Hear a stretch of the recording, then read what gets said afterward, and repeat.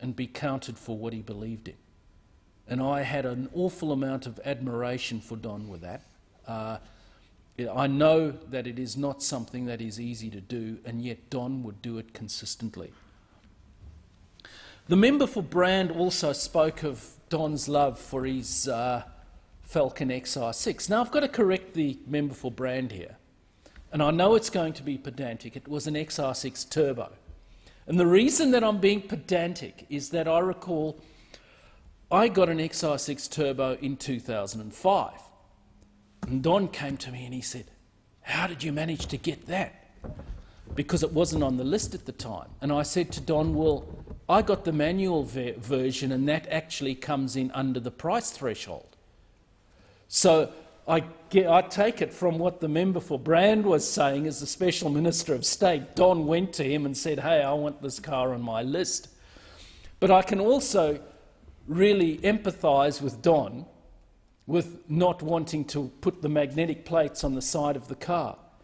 I have to admit, I drive a little bit too fast, so I'd have to be very careful about having magnetic plates on the side of my car readily identifying me when I'm driving a little bit too quickly. So similar to Don, I don't drive with magnetic plates on the side of the car. Don spoke to me about some of his political career, and one of the things that he said was that he learned from the experience with Swan, where he lost that election in 1998.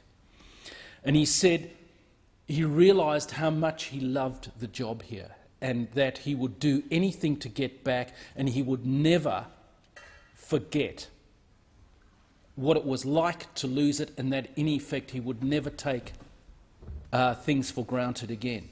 Which is why he worked so incredibly hard for his electorate. I mean, part of it obviously was the fact that he cared so much for people. But part of it was that he was determined never to lose that seat again. So I spoke to him about his door knocking. I mean, he was an awesome campaigner. And Don said to me, "Look, door knocking's not something that I love."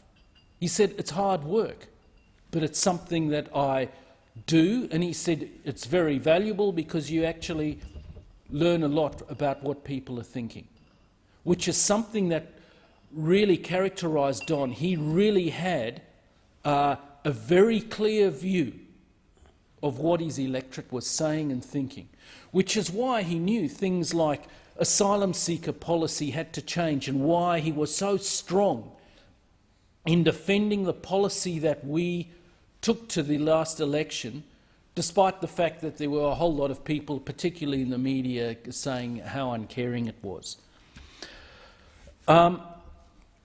One of the things that I certainly remember with Don was when he would put interjections in with question time and he would get ejected under 94A. And I well remember just about every time him throwing his hands up, "Who, me? I'm completely innocent." And yet I hear from others that he probably got off lightly because there were probably a lot of times that he should have been thrown out when he wasn't.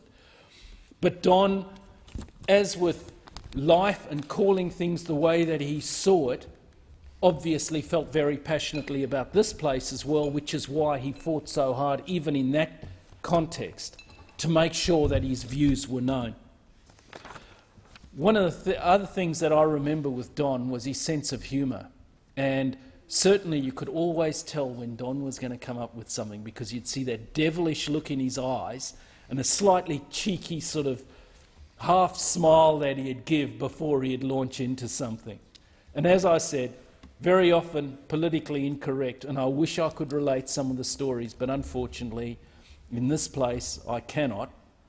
And all I have to say is, Don, I will really miss you. Don and I flew an awful lot together because Don's favourite seat was the aisle seat in row 1, and mine was the window seat. So we sat together and spent a lot of time together. And I still find it hard to think that I won't be flying, sitting next to Don again in the future. Vale, Don, I'll miss you.